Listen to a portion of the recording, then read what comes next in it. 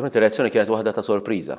Fl-ewwel intervista tiegħu fil-kariga ta' Speaker tal-Kamra ta' Rappreżentanti ma' TVM News, Carmelo Abela stqar li meta l-Prim Ministru Robert Abela avviċinah dwar il-ħatra tiegħu bħala l-Speaker l-ġdid tal-Kamra tad-Deputati ma kienx qed jistennija. Madankollu qalilna li biħsieb profond wasal biex araf li dik li kienet qed tiġi proposta lilu hi qabel xejn kariga importanti. Da kont nafu għax fil-Parlament ma tħallx il-bieraħ imma li 30 sena f'dan il-Parlament, allura apprezzajt l-importanza tal-istituzzjoni parlamentari, xi tfisser għad-demokrazija ta' pajjiżna u anke xi tfisser fil-kuntest mhux biss nazzjonali lokali imma anke fil-kuntest internazzjonali. U allura naraf li hija kariga li għandha responsibiltajiet kostituzzjonali wkoll u li hija kariga importanti anke tħaddim tad-demokrazija. Allura mbagħad ħassejt li huwa unur apparti r-responsabilità.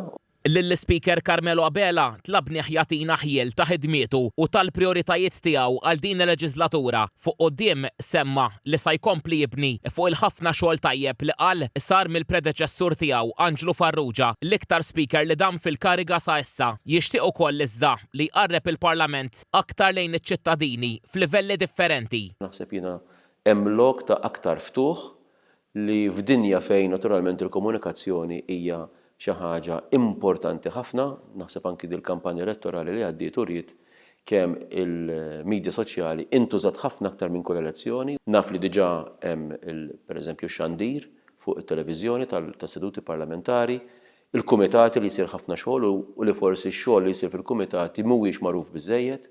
Għal domanda dwar il-ħidma tal-Parlament, l-Speaker Abela wera ruħu miftuħ biex ikompli jitjieb l-operat ta' kull membru parlamentari. Il-poplu vvota lil kull membru ta' din il-Kamra biex jaqdi u taqdi dmira f'dil l-istituzzjoni tal-pajjiż u allura x-xogħol tiegħi bħala Speaker tal-Kamra flimkien mal-istaff tal-Parlament huwa li aħna ngħinu lill-membri parlamentari kif jagħmlu xogħolhom. Fuq kollox għamilha ċara li sa jisħaq ħafna fuq ir-rispett. Dan stqar għandu jkun kull punt ta' tluq. Nifmu li l-aġenda tal-gvern, l-aġenda tal-oppożizzjoni mhux dejjem tista' taqbel. Dik hija parti mid-demokrazija, d-dibattitu b'saħħtu li jista' jkun hemm, imma dejjem bir-rispett. U allura jiena ma nixtieqx li jintuża ċertu kliem li mhux xieraq, speċjalment f'dil l-istituzzjoni tal-pajjiż, li nistgħu ma naqblux flimkien imma dejjem għandna nibqgħu nirrispettaw il-xulxin.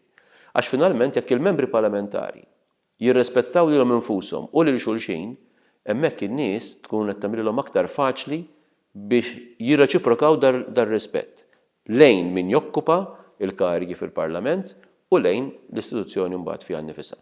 Grazzi hemmhekk lil Carmelo Abela tal-ħin tiegħek u tat-tweġibiet li tajtna, nawgurawlek aktar ħidma mill-aqwa. Grazzi ħafna.